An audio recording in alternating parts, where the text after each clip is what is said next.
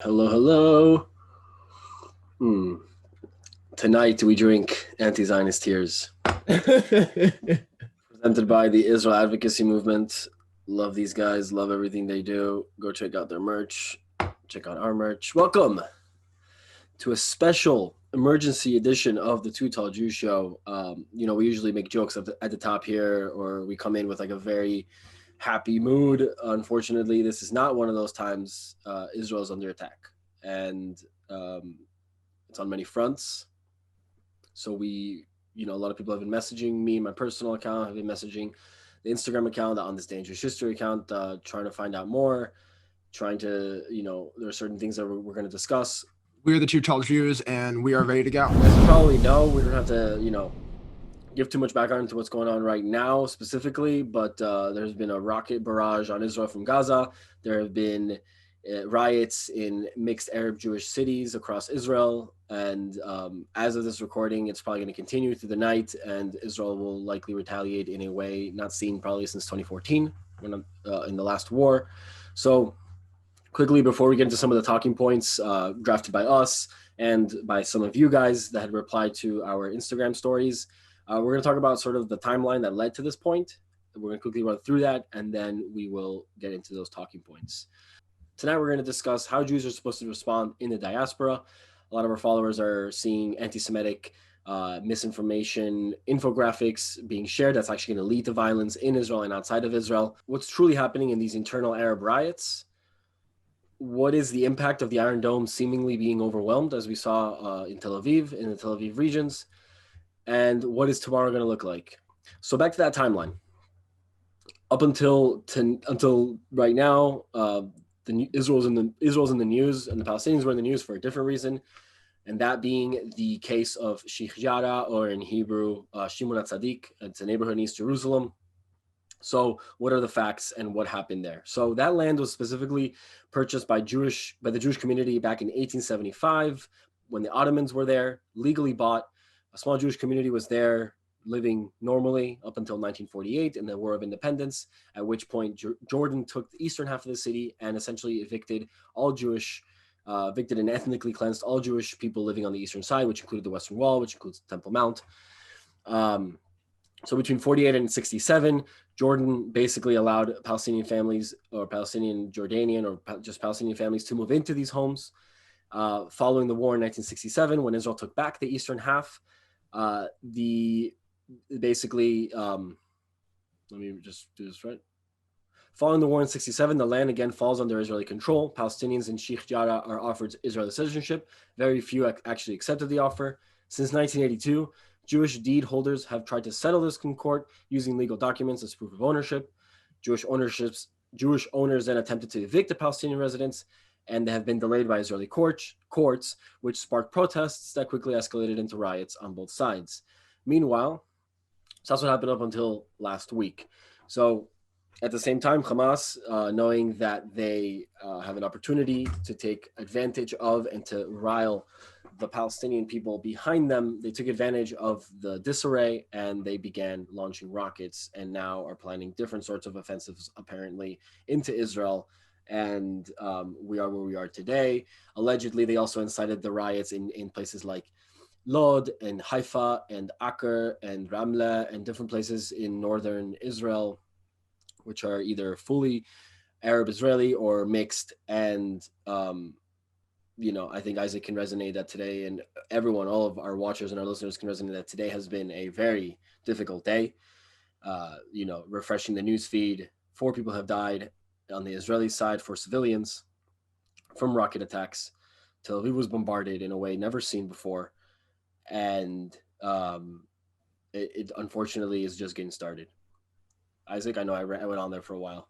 Sorry about that. Yeah, I mean, I have thoughts and questions, and obviously this is, you were mentioning earlier, and we'll get into this, there's some stuff that took place today that's never happened before in Israel's history, and, questions regarding whether or not this is the beginning of another war. Both a lot of the physical conflict and the symbolism surrounding the conflict revolves around the Temple Mount and the way in which Hamas uses the Temple Mount as a pretext or justification for their terrorist activity. Right. Uh, yeah, It's been that way for a while, right? right, So back in the second Intifada, even in the second Intifada specifically, I think I'll have to fact check the first Intifada, but the second Intifada, they basically took Ariel Sharon, the prime minister at the time, yeah, being on the Temple Mount as incitement for right, what followed. That idea, the idea that Jews are trying to take over the Temple Mount, which you can obviously trace it back to this again, and you can trace it back to a lot of the violence, the stabbing Intifada of 2015, the car rammings that were involved, everything, all of that, and obviously this can be led back to the lie that the Jews are trying to take over the Temple Mount. It's a lie. It's a big lie. It's connected to the classic anti-Semitic conspiracy theories. As much as that land means to us, Israel has acquiesced a lot to the Arab side. In fact, the Jordanian Waqf, the Islamic Authority of Jordan, has civil control over the Temple Mount, and Israel has security control over the Temple Mount. That's just the way that it's been. No other nation would allow for that. Jews are you're not allowed to pray openly on the Temple Mount. So the idea, obviously, you have these extremists that want to take it back, but they don't have any sway. There's no legal recourse there to incite riots as a result, and then to also desecrate your own holy ground, right, by bringing rocks and throwing them at the police officers. It's unjustified. yeah. Now, what took place? I saw a lot of videos on social media of violent activity taking place within the Al-Aqsa Mosque. What started that? I heard some reports about firecrackers going off and then a tree went on fire as a result of those firecrackers, or is that not? Yeah. So I mean, the tree going on fire and the firecrackers, that's basically because so all of this happened at the same time as Yom Yerushalayim, which is a national Right. holiday in Israel, which Yeah. happened to happen now. Although historically there are a lot of riots and a lot of instigations on Ramadan, which I can't speak to. I'm not sure why. If it's such a holy month, why would this happen at this time historically? So Jews were celebrating at the Western Wall, and the Palestinians that were on the Temple Mount still sort of trying to instigate. They tried lighting up fireworks that actually lit one of the trees. So the optics turned into the Jews are celebrating while Al-Aqsa is on fire, and which is ridiculous. We would never celebrate that land being on fire. We literally cry about that daily and very intensely once a year. So again, it goes back to this idea that it's really the big lie, connected to it. It's always used to rile up support against Jewish people in the land. It happened before Israel even existed. In the riots of the 20s and the riots of the 30s, they used the pretext that we were trying to take over the Temple Mount as a reason to incite riots. So it's not new, and it's just unfortunate because who actually gets affected? Right. And this is one of the talking points that I want to go over. Who gets affected? Palestinians get affected, especially Palestinians in Gaza get affected. Palestinians in the West Bank are going to get affected because the security is going to get stricter. Jews in Israel get affected because Jews tonight have to sleep in bomb shelters. Right. And the Arabs that started riots in the Arab cities are going to be sitting in jail, or some of them were killed, fighting back against cops, shooting at cops. There's a state of emergency in Lod, which is crazy. It hasn't been anything like that since the 60s, I think, in the pretext of war. So it's intense. And my question to you, Isaac, specifically, because, you and I live in the diaspora, and this is one of the questions that we had, was how are Jews supposed to respond to this sort of thing when they see their own friends sharing misinformation, lies, anti-Semitic posts that look nice in an infographic are actually going to lead to violence? You already saw a little bit of it in New York City. I don't know if you saw, but there was a protest outside the consulate, and there was almost a little bit of violence between Jews and Palestinians. So what's going to happen, this weekend on Shavuot? Are Jews going to be safe walking to shul all over the world, not just in the U.S.? So what's your opinion on what how Jews in the diaspora should respond to this sort of thing? Yeah, I mean, you mentioned before we hopped on today, you read the first sentence or two of Prime Minister Netanyahu's speech, where he said, "Never before has Israel been more united.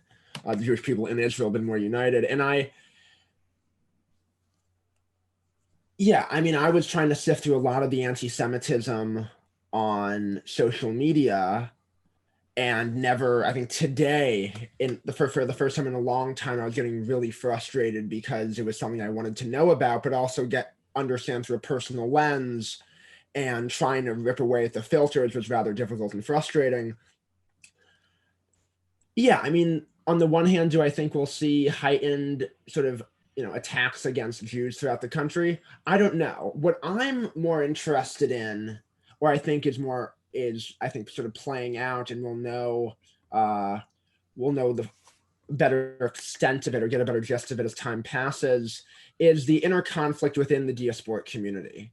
And because, on the one hand, I'm seeing a lot of left-wing Jews post stuff about if not now, and I think that's really sort of sucking out a lot of the oxygen. And on the other hand, I see a lot of people, I see Rudy Rochman, I see a lot of people who are really saying very like simple, honest things like why can't we all get along, essentially, which I think is really interesting, sort of extending olive branches, talking about, if, like the need for peace. And I think that the Jewish community, as it has many times in the past, will have to undergo another reckoning through civil discourse of what's the best way to stand united with the Jewish state. And the answer now is we don't know. But for people that align themselves with the Jewish state, I think for me, speaking for myself, I find it sort of frustrating because I think that remains a big unknown going forward. Here. Yes, I mean, obviously it's a big question mark, and your answer speaks to that. Um, what I would say to anybody who is seeing anti-Semitic or misinformation from their own friends, I would say, like, reply to them, let them know, like, hey, this isn't true, and this could actually negatively affect Jews in Israel, Jews in the diaspora, because people have been incited by this sort of thing in the past. I know you said that you're not sure if we're going to see repercussions outside of Israel, but in the past we have. There's a whole list of different wars where there's been repercussions in Jewish communities outside of Israel. So you don't have it happened in Venezuela in 2008, and there's a whole Eli Cohen shared a whole list. You want to say something? Yeah, no, I would just remember what I was going to say a second ago, which is that I've seen a lot of people in the United States starting last night sort of use what was going on in the Alaska Mosque as a justification for talking about the need to end apartheid in Israel. Yeah, And everyone so becomes an expert. Everyone becomes an expert in right, the Israel. amateur Yeah, becomes an expert in an instance. yeah, on the And most complex ethnic conflict ever. right. And yeah. And I genuinely want to, regardless of the fiction that people are espousing when they talk about Israel as a colonial apartheid state, how does a comment like that help Palestinians? No, it How is it doesn't. right? It's It doesn't. really It's the same thing as commenting Free Palestine on a post. Like, what do you mean, dude? and I think I'm glad you mentioned Free Palestine because in your story today, I think you really hit the nail on the head when you said saying Free Palestine Right. will not get rid of anti-Semitism. That was Jewish pride always. Yeah. So Mhm. resharing, yeah, and yeah. But I didn't finish what I was trying to say. Is the so when you see these people and you reply to them and you let them know, hey, like, dude, like, this is actually going to affect my family, or this isn't just like a reshare. Like, you have a lot of followers. Like, understand that you Yeah. have credibility, even if they don't have a lot of followers. Right. um, Telling them and then pointing them in the right direction, showing them something like Rudy or Jewish Unpacked, Yeah. or who else is doing it? Chen did a really good job of explaining specifically Sheikh Yara or Shimon HaTzadik, whatever you want to call it. Chen did a really good job of explaining both sides of that, because it's very intense for both sides. Obviously, nobody wants to be evicted, and at the same time, people have legal right, people have a legal claim. So, and at the same time, full out scale war and riots is not the response to a legal dispute. Going to Right. court, disputing, appealing, that's the response to a legal dispute. Yeah. I mean, And everyone has an opinion about the evictions. What's his face from the guy who used to work at CNN, the idiot, the one who said free Palestine from the river to the sea, the UN. Oh, You know what I'm talking about. Yeah. Yeah. He used to. Where does he work now? I don't know. For himself, he's a Right, freelance. we'll know by the end of the idiot. He's a episode. freelance idiot. I'm The drinking his tears. That's who he is. what the no, I mean, What's his name? yeah, evictions. I mean, before COVID, before there was a moratorium on evictions, in New York, people were evicted all the time. It didn't lead to this all-out war, on Park Avenue. And so I think that, like, Wait, sorry, I never finished what I wanted to say. oh, So if you give them the proper source and you give them the proper response that is accurate, that shows both sides in a nuanced way and it doesn't demonize one of the other side, and they still say like, nah, dude, free Palestine, that person is not your friend, and that person does not care about you, and that person does not understand the very real threat that you feel in Israel or in the diaspora because you have family or friends in Israel. That person doesn't care, dude. Cut them off. All right? Because and you it's try also, to. Yeah. It's no longer. It's like the segueing of. It's where a statement segues into just being a slogan. It's a brand at this point. Free Palestine. I mean, it's like free Palestine from Hamas. They should finish the sentence. Free Palestine from Hamas, from Palestinian Islamic Jihad, from the Palestinian Authority, and a lot of Palestinians actually agree with that point. Adar has these people on all the time.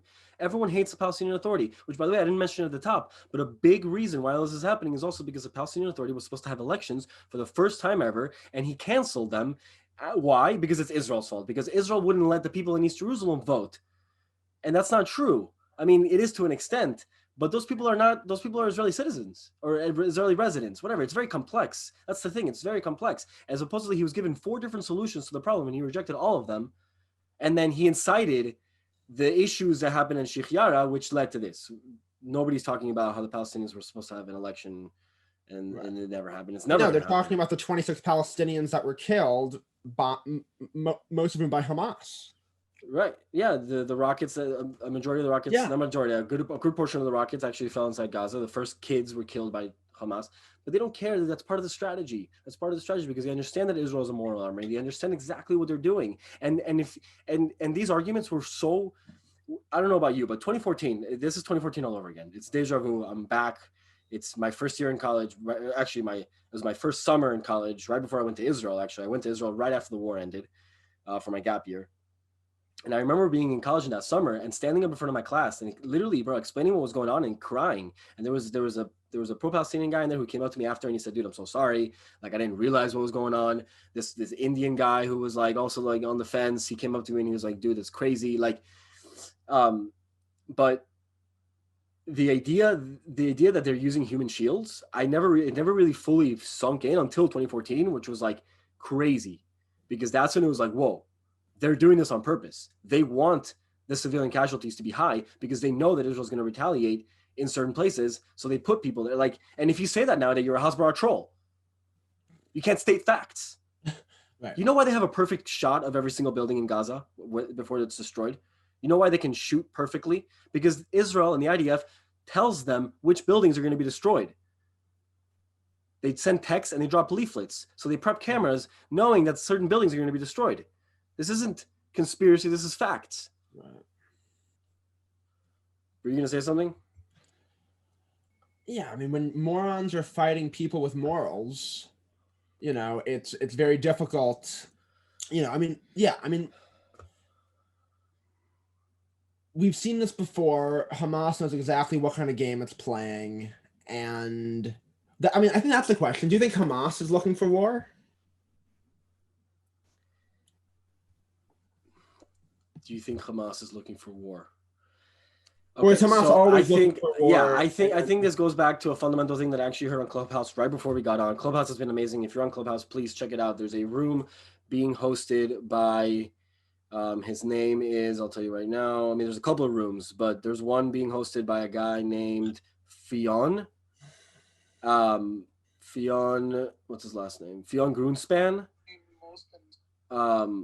I might have just said that. I went in the room for a sec.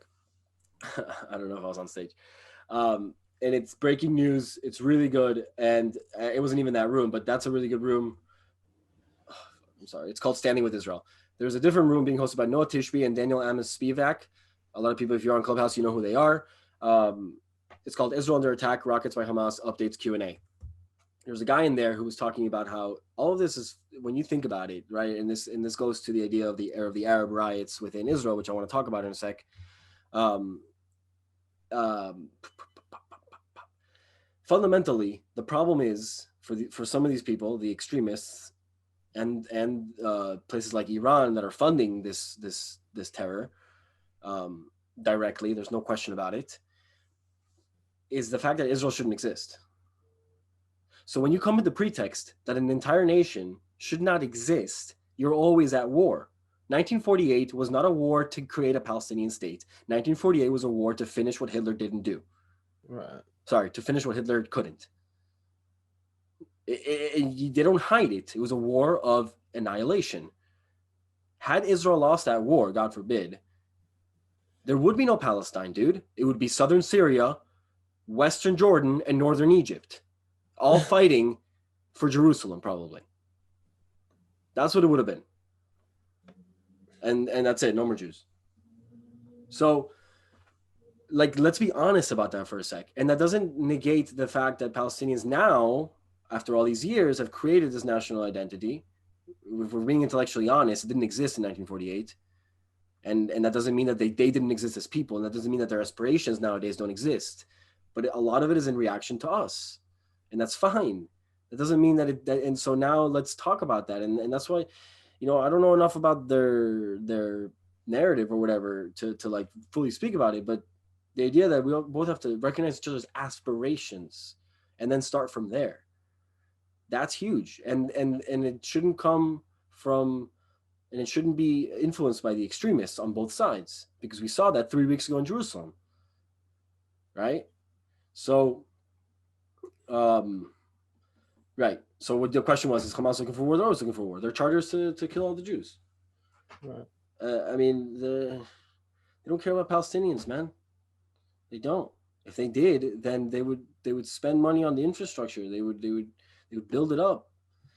They would create a link with Ramallah and they actually work to be a nation state. They don't want that. They want, people always attack Israel for maintaining the status quo. Dude, both sides maintain the status quo pretty strongly, and one side wants the other completely off the planet. There's another thing that I've been hearing in these rooms. If Israel wanted to, they could plummet. They could eliminate Gaza. Yeah. Tomorrow there would be no Gaza. You want to see genocide? Someone's gonna clip that. Someone's gonna grab that. No, but obviously, but they'll never do that. They'll never do that. Yeah, because Jews don't do that. Let's go. You mentioned, am I pronouncing it right? Lod, or the mayor of Lod tweeted out essentially a plea for help, a plea to Prime Minister Netanyahu for the IDF, following the burning of the synagogue there. Multiple synagogues. Jews attacked. Jews, they were trying to lynch. They were shooting at cops. I mean, he said it was civil war. He called it civil war. The police didn't respond quick enough, and the IDF was called in. There's a state of emergency right now as of this moment. It's crazy because while we're recording, things could have changed. Like, I'm not getting any notifications, thank God, of rockets. But if you guys want to download the red alert, it's a little intense to have on your phone. But if you want to get a sense of what Israelis are going through right now, download the Red Alert app, and you will get notifications. When the sirens go off in different cities. But yeah, I mean, unheard of activity in places like Lod, Haifa, and Ramle, and Akko. Torahs on the ground. Jews had to supposedly remove mezuzot, and somebody DM'd somebody DM'd me when I shared a picture of the shul that was burned that Adi El Israel shared. And this girl was like, "I'm here right now. This is crazy. It's so scary." And it's like Jews had to be escorted out of the city.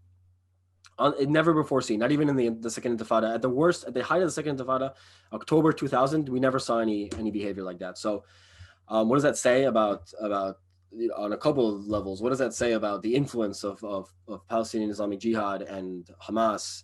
Again, both funded by Iran. Iran has a full hand in this. If you think otherwise, then I'm sorry, you're not paying attention.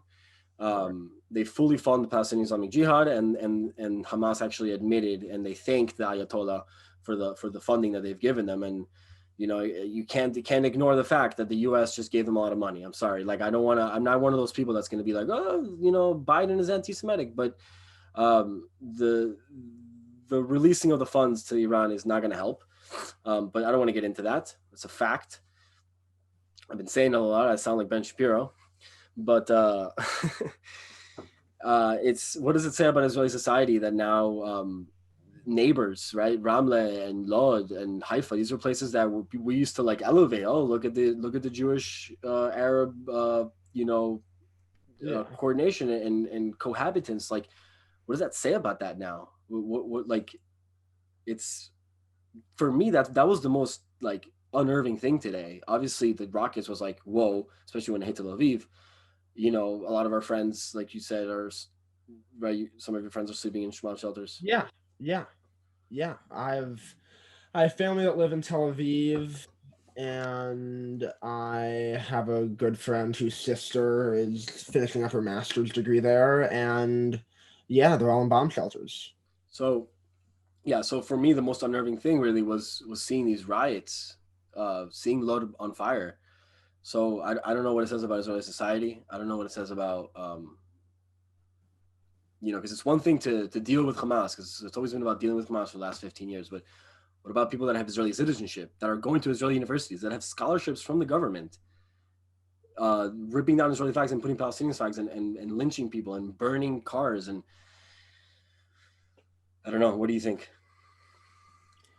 I think that people who want to be violent are going to use any situation to display that violence, especially when that violence will be seen as legitimate in the eyes of the larger world. And so, Hamas is incredibly effective, and there are a lot of Palestinian Arabs that are incredibly effective at playing on that, because they know how it's going to play. They know how it's going to spin, and they know it's complicated. And so if they can play on that, it's to their advantage. But what we've sort of been saying for the past 25 minutes is that what's going on right now is not a solution. You're kicking the can of war down the road, and what comes up around that corner isn't going to be pretty. And yeah, but as you said, when what you're asking of the other side is to be acknowledged and that you exist, that's not the start of a beautiful partnership. That's not the start of peace. What do you're saying on the Israeli side to the Arab side? Yeah. So let me clarify that comment. So when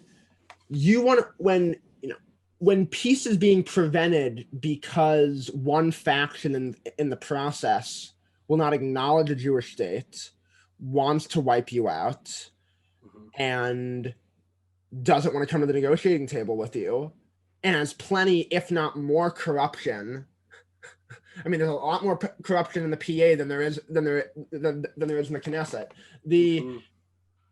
That isn't nothing fruitful will come out of that, and to a certain degree, what you see is a sort of larger reflection of that. Yeah. Obviously, there's a lot of money involved. There's a lot of interests. There's outside of interests that we haven't even spoken about. We have briefly spoken about Iran, but there's a lot of foreign, Turkey, of course. There's a lot of foreign interests that have a vested interest in maintaining this status quo, maintaining and leading it to the point where it actually affects people's lives, man. Like, people are dead now on both sides, and people are sleeping in terror. And this isn't some infographic. This isn't some hot take. This is people's lives. And people have to understand that. And it's so insane because there's so much evil in the world. And then it feels like this is the only problem people care about. And then like negatively too, where it's like, I don't know, my feed is a what is it called? An echo chamber in a way. I mean, the most I saw directly was Andrew Yang, potential mayor of Tel Aviv, standing. You know, Correct. the And replies to that were fucking crazy. oh yeah. And Eric Adams, another Democratic candidate for mayor, he also took essentially Yang's exact stance, and Yep.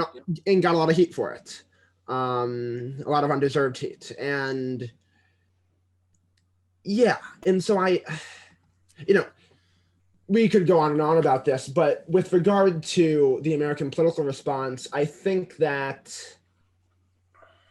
you know certain people are known in American politics for as one issue politicians, and there are certain politicians where we're being anti-Israel, or however you want to frame this issue. This is their issue, and so when you have someone like Ilhan Omar, whose popularity is built on the back of these ridiculous views and opinions.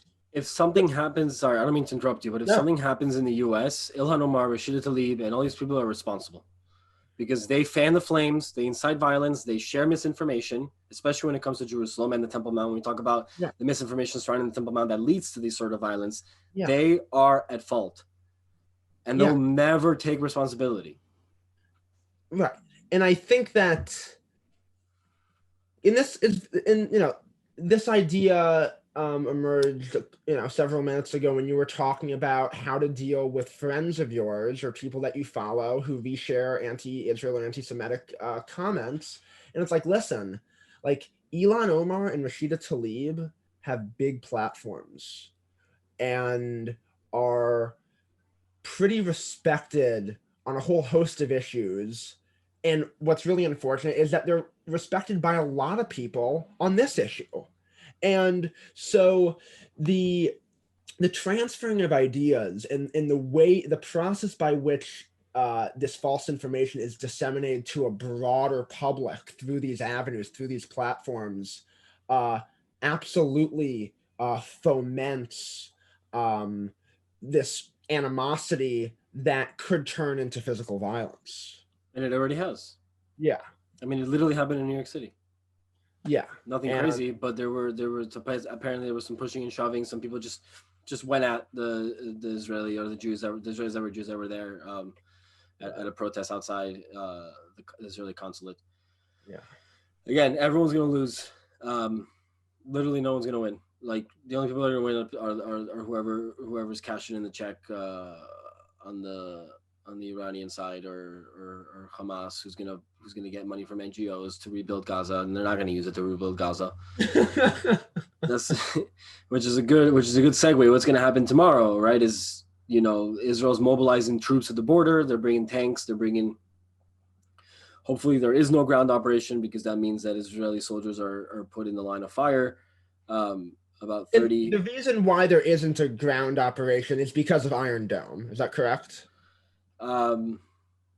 Or yes. Iron Dome and airstrikes, okay, drones. So Israel tries as much as possible. The IDF tries as much as possible to avoid a ground operation, because as we saw in 2014, I think at least 30, I have to find the exact number, but around 30 soldiers were killed.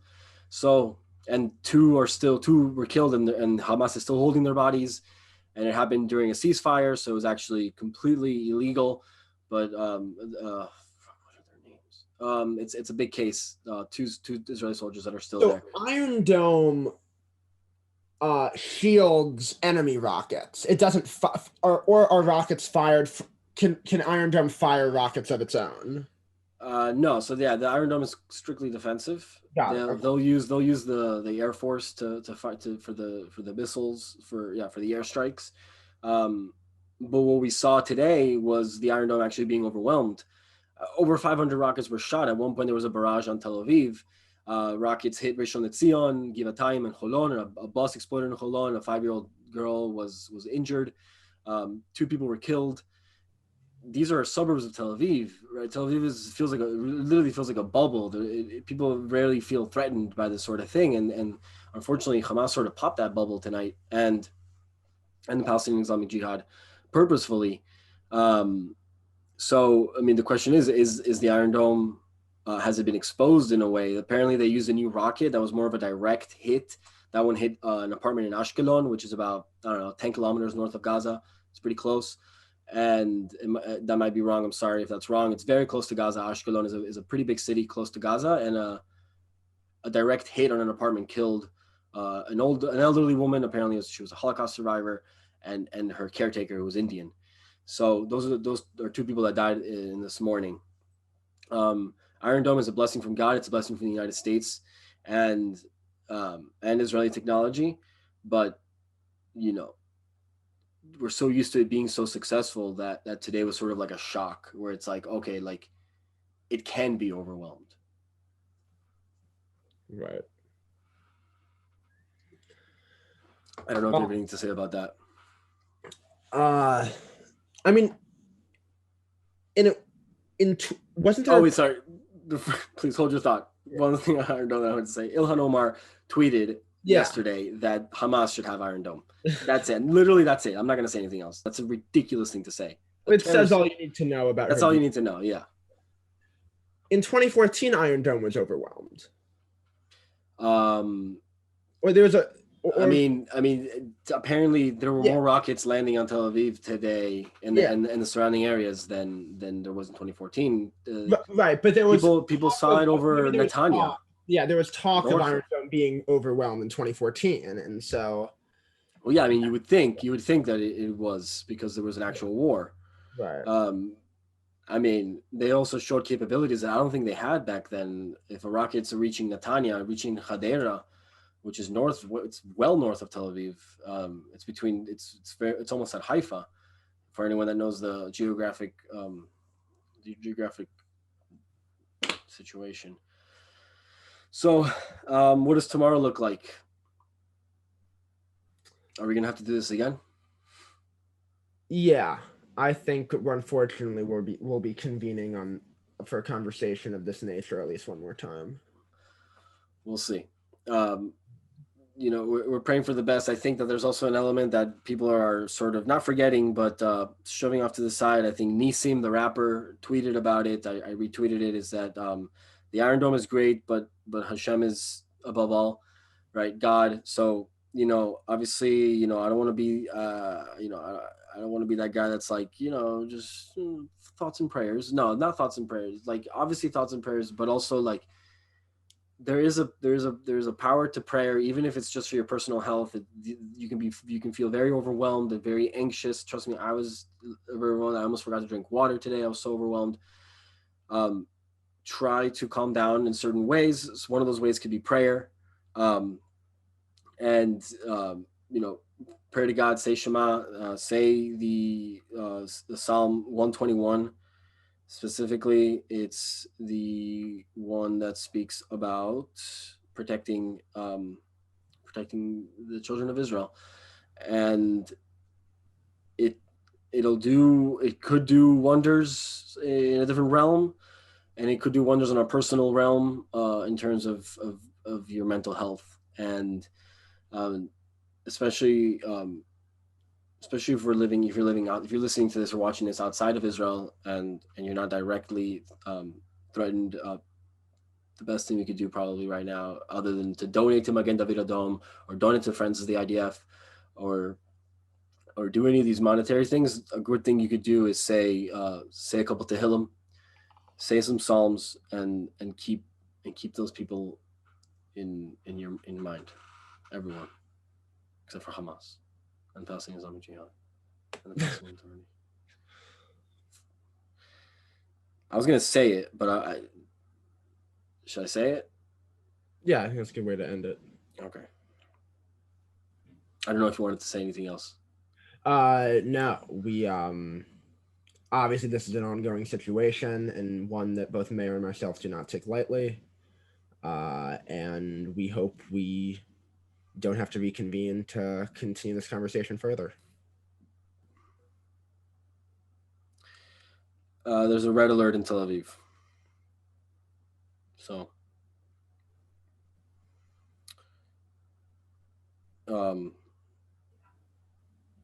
yeah, this is not great. It's 3 a.m. and Tel Aviv alarms are going off as we're finishing this.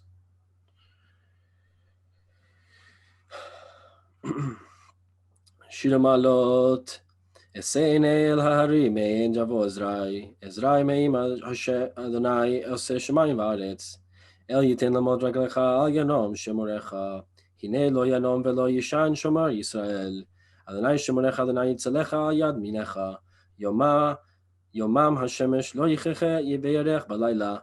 Adonai Yishmerecha Mikol Ra Yishmor et Nefashecha. Adonai Yishmor Tzotecha Uvoecha Me'ata Ve'ad Olam.